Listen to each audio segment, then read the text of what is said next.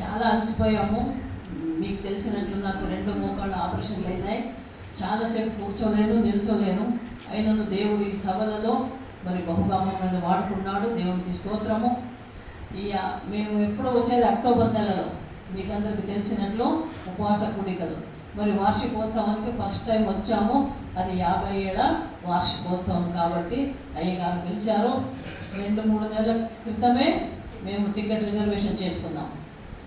మరి ఒక్క చిన్న సాక్ష్యం పృథ్వీరాజ్ గురించి చెప్పాలంటే, ఆ బాబుకేమో మాతో కూడా రావాలని ఇష్టం, కానీ ఆయన చెప్పాడు కదా, ఆయన చాలా బిజీ మనిషి. 10 రోజులు దాదాపు మేము బళ్ళారి నుంచి ఇక్కడికి వచ్చి వెళ్ళాలంటే మా టికెట్లు రిజర్వేషన్ దొరికితే, మాకు ఎప్పుడు కావాలో అప్పుడు దొరకవండి. అది దొరికినప్పుడే మేము చేసుకోవాలి. అందుకే మేము 2-3 రోజుల ముందే వస్తుంటాం అన్నమాట మహాపల్చరుకి.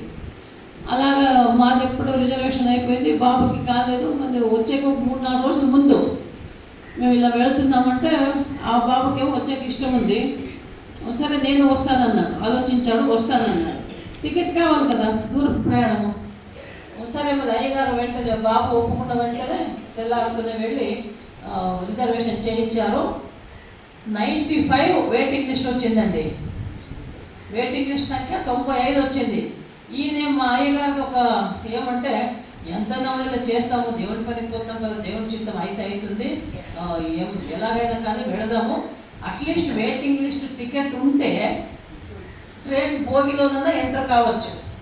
అదే మేము ఆన్లైన్ టికెట్ చేసుకుంటే అది కన్ఫర్మ్ కాకపోతే ఆటోమేటిక్ క్యాన్సిల్ అయిపోతుంది టికెట్, మేము ట్రైన్లో కూడా ఎక్కలేము.